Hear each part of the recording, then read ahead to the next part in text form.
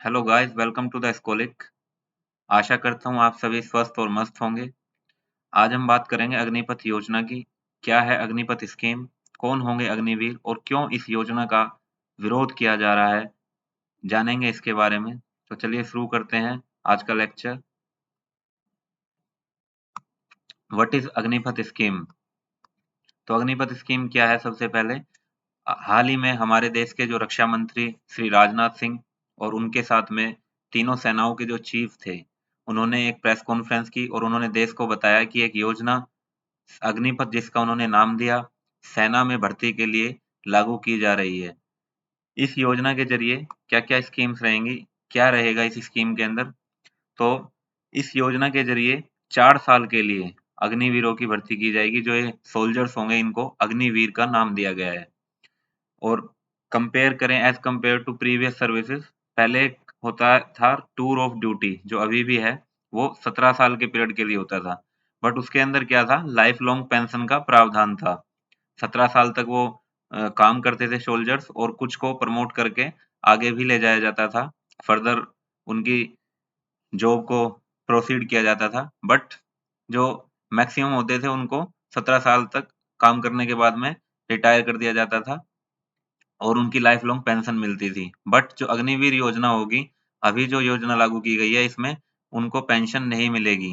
क्या-क्या मिलेगा, क्या-क्या बेनिफिट्स मिलेंगे, क्या पे आउट मिलेगा, ये सब हम जानेंगे अभी इस वीडियो में। तो क्या होगा इस स्कीम के अंदर? उनकी ट्रेनिंग होगी जो मैक्सिमम 6 महीने की होगी। जल्दी से जल्दी उनको तैयार करके मैदान में उतारा जाएगा।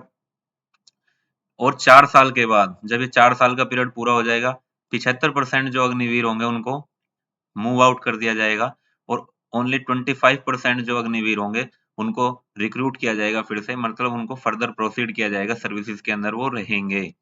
और जो शॉर्ट सर्विस कमीशन होता था 10 साल के लिए, जो होता था 10 इयर्स के लिए, लगभग ये कुछ उसके जैसा ही है।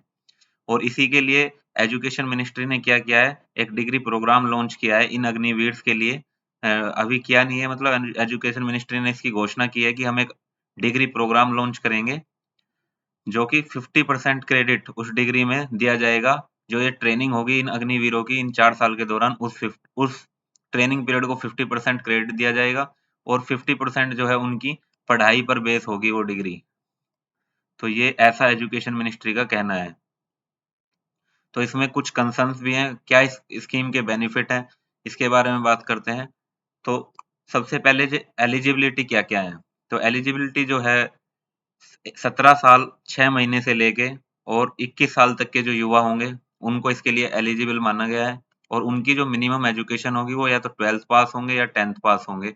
ये जो उनकी मिनिमम एजुकेशन है। या फिर कुछ जो सोल्जर्स हैं, रिक्रूट्स हैं, उनको आईटीआई जो इंस्टीट्यूट्स हैं, उनसे भी लिया जाएगा। जो आईटीआई एस्पिरेंट्स हैं, जो आर्मी में, एयर फोर्स और नेवी में जाना चाहते हैं, उनको आईटीआई से भी लिया जाएगा टेक्निकल चीज़ों के लिए। 46,000 जो भर्तियाँ हैं, वो पहले साल में गवर्नमेंट करेगी इन तीनों सर्विसेज में, जिसमें से हर 6 महीने में भर्ती की जाएँगी और उनमें से लगभग 1.75 लाख, लगभग पौने 2 लाख भर्ती जो है अकेली आर्मी के अंदर होगी इन 4 सालों के दौरान।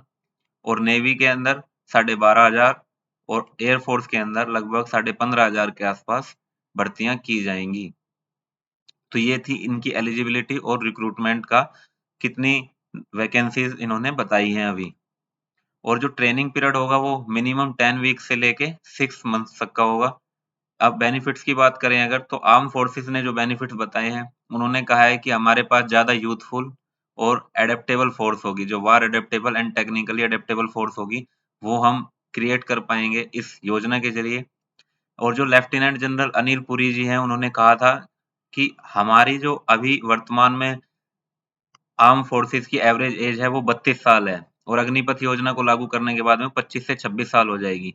और ऐसा ही कारगिल कमेटी ने भी अपनी रिकमेंडेशन में कहा था कि जो हमारी आर्म फोर्सेस की एवरेज एज है, उसको कम करने की ज़रूरत है, जो कि 25 से 26 साल के आसपास होनी चाहिए, जो कि अभी 32 से 33 साल के आसपास है। और अदर जो बेनिफिट्स हैं, जो मेन बेनिफिट्स गवर्नमेंट ने इसके बताए, वो बताए हैं कि हम इससे आर्मी के जो एक्सपेंसेस हैं, उनको कट करने में मदद मिलेगी और बजट का जो है बेटर एलोकेशन कर पाएँगे। जो टोटल बजट आर्मी का, डिफेंस सेक्टर का जो टोटल बजट होता है, लगभग 5 लाख करोड़ का, उसमें से लगभग 1.25 लाख करोड़ रुपया जो है वो सिर्फ और सिर्फ पेंशन्स के लिए चला जाता है। तो जिसकी वजह से गवर्नमेंट कह रही है कि हम इसमें पेंशन्स में कटौती करना चाहते हैं और इन अग्निवीर और इस अग्निपथ योजना के जरिए इस अचीवमेंट को हासिल करना चाहते हैं। जबकि इसके बहुत सारे विरोध भी हैं और अवरोध भी हैं। जो कंसर्न्स इसमें बताए गए हैं वो है कि क्या ये जो ट्रेनिंग होगी वो इन अग्निवीरों के लिए पर्याप्त होगी? क्या वो कॉम्पिटेंट होंगे उस सेवा के लिए जिस सेवा के लिए उन्हें तैयार किया जा रहा है? और फिर इरोजन ऑफ लॉयल्टी का मामला भी आता है कि जो ये अग्निवीर हैं, ये अलग-अलग सभी तरह के समुदायों से, सभी तरह की अ, धर्मों से लिए जाएँगे, तो उनको किस रेजिमेंट में रखा जाएगा? क्योंकि रेजिमेंट का मुद्दा एक प्राइड का मुद्दा माना जाता है इंडियन आर्मी और डिफेंस सेक्टर के अंदर।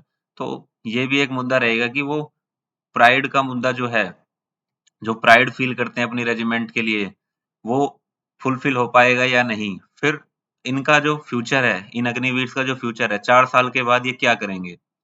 क्योंकि 17.5 से लेके 21 तक ये सर्विस करेंगे, उसके बाद में फिर से ये बेरोजगार हो जाएँगे। तो इसको लेकर बहुत बड़ा कंसर्न है कि इन 4 सालों के बाद ये फिर से क्या करेंगे? क्योंकि वो तुरंत लगभग तब तक उनको जॉब का क्राइटेरिया समझ में आएगा, तब तक उनको प्रोफाइल समझ आएगा, तब तक वो वहाँ से हट चुके होंगे और वो फिर से बेरोजगार हो जाएँगे। फिर जो दूसरा मुद्दा है वो है pension issue of political leaders. अभी बहुत सारे लोग जो कह रहे हैं, वो कह रहे हैं कि इन्होंने पेंशन जो है अलग-अलग सर्विस सेक्टर में खत्म करने की बार-बार कोशिश की जा रही है। जबकि जो पॉलिटिकल लीडर्स हैं, उनकी पेंशन पर कोई आपत्ति नहीं जताता, ना उनकी पेंशन को खत्म करने की कहीं बात होती है। और जो एक्स जवान हैं हमारे देश के, उन्होंने भी इस बात को उठाया है, उन्होंने इस डिसीजन को गलत बताया, उन्होंने कहा है कि जो ये अग्निवीर होंगे, इनका 4 साल के बाद भविष्य क्या रहेगा? और जो सेना के अंदर एंथुसिज्म और ट्रस्ट होता है, जो एक सैनिक के ऊपर ट्रस्ट होता है, जो उसको प्राइड होता है कि मैं एक सैनिक हूँ, क्या वो इन अग्निवीर के अंदर होगा? और क्योंकि इनको पता होगा कि हम वैसे भी 4 साल के बाद छोड़ के जाने वाले हैं, तो क्या ये पूरे मन से और लगन से उस काम को करेंगे? जो जज़्बा एक सैनिक के अंदर होता है, क्या वह जज़्बा पैदा हो पाएगा? क्योंकि उनको पता है कि मैं यहाँ से छोड़ के जाने वाला हूँ, सिर्फ़ ये एक तरह का टाइम पास का ज़रिया बन जाए। तो ये भी एक इश्यू है। दूसरा जो इश्यू यहाँ पे उठ के आ रहा है वो ये इश्यू है कि जो सोशल इम्प्लीकेशंस होंगे समाज के अंदर, जो बाद में इसकी रिजल्ट्स देखने को मिल सकते हैं। जैसे कि एक्स जवान्स ने ये कहा कि हो सकता है कि इनमें से बहुत सारे जो युवा हैं वो आर्म्स के प्रति इतने ज़्यादा उन उत्साहित हो जाएँ कि वो गैंगस्टर या इस तरह की एक्टिविटी में शामिल हो जाएँ। तो ये भी एक इश्यू हो सकता है क्योंकि वो सब आर्म ट्रेन्ड होंगे और फिर वो खतरा भी हो सकते हैं समाज के लिए। तो these are the concerns and benefits. जो गवर्नमेंट ने बेनिफिट गिनाए उन्होंने ये गिनाया है कि इससे युवाओं को रोजगार देने में सहायता मिलेगी और उनको ट्रेन करने में सहायता मिलेगी। हमारे पास ज़्यादा ट्रेन्ड और वेल मेंटेन्ड युवा होंगे, जो दूसरे सेक्टर्स में जाएँगे तो वहाँ भी अच्छे से काम करेंगे। गवर्नमेंट का ये कहना है। जबकि ये सारे कंसर्न्स अलग-अलग जगह से निकल कर आए हैं। अब बात कर लेते हैं इसके पे आउट और बेनिफिट्स की। क्या इनको सैलरी दी जाएगी? तो जो पे आउट की बात है, गवर्नमेंट का जो इन्होंने प्लान बताया है, उन्होंने प्लान बताया है कि जो 70% सैलरी होगी, वो इन हैंड दी जाएगी और बाकी जो 30% सैलरी है, वो सेवा निधि के तौर पे जमा कर ली जाएगी। उस सेवा निधि में 30% जो सैलरी है, वो सोल्जर की होगी, अग्निवीर की होगी और 30% ही उसमें गवर्नमेंट भी जमा करेगी अपनी तरफ से। तो जैसा फर्स्ट ईयर का जो सैलरी प्लान है, वो 30,000 बेसिक पर मंथ सैलरी है और इसमें से लगभग 21,000 उसको इन हैंड मिलेगा और 9,000 जो है सेवा निधि में जाएगा। ऐसे ही सेकंड ईयर में 33,000 उसका बेसिक पे रहेगा, 23,100 उसको सैलरी इन हैंड मिलेगी और बाकी जो है वो बेसिक सेवा निधि में जाएगा।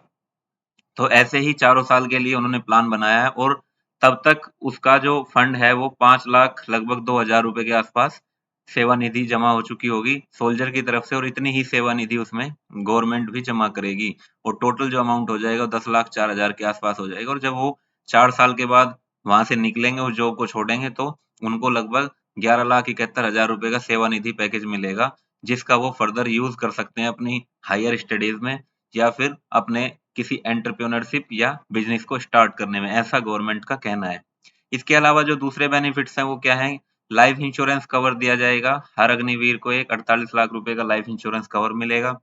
इसके अलावा एक्स ग्रेशिया का मतलब होता है अनुदान। अगर कोई ऐसी स्थिति आती है कि वो सर्विस के टाइम पे कहीं पर सर्विस देते हुए उनकी डेथ हो जाती है, अगर वो वीरगति को प्राप्त होते हैं, तो उनको उनकी फैमिली को अनुदान दिया जाएगा। लगभग 44 लाख का जो एक्स ग्रेशिया है, अनुदान है, वो दिया जाएगा। और जो रिमेनिंग सैलरी पीरियड होगा, जो रिमेनिंग सर्विस पीरियड होगा, उसकी सैलरी भी उसकी फैमिली को दी जाएगी। ये सारे प्रावधान गवर्नमेंट ने इस स्कीम के अंदर किए हैं। तो देश के अंदर अलग-अलग जगह पर बहुत सारे लोग जो इसका विरोध भी कर रहे हैं, बहुत से युवा इसका विरोध भी कर रहे हैं, क्योंकि वो चाहते हैं कि हमें फुल टाइम के लिए रिक्रूट किया जाए और हमारी पेंशन को ना छीना जाए। जबकि गवर्नमेंट इसमें अपने विचार रख रही है। कुछ केंद्र शासित और राज्य जो बीजेपी शासित हैं, उन्होंने ये भी कहा है कि हम इन अग्निवीरों को राज्य पुलिस में भर्ती के दौरान प्राथमिकता देंगे और जो अन्य क्षेत्र हैं, उनमें भी इनको प्राथमिकता दी जाएगी।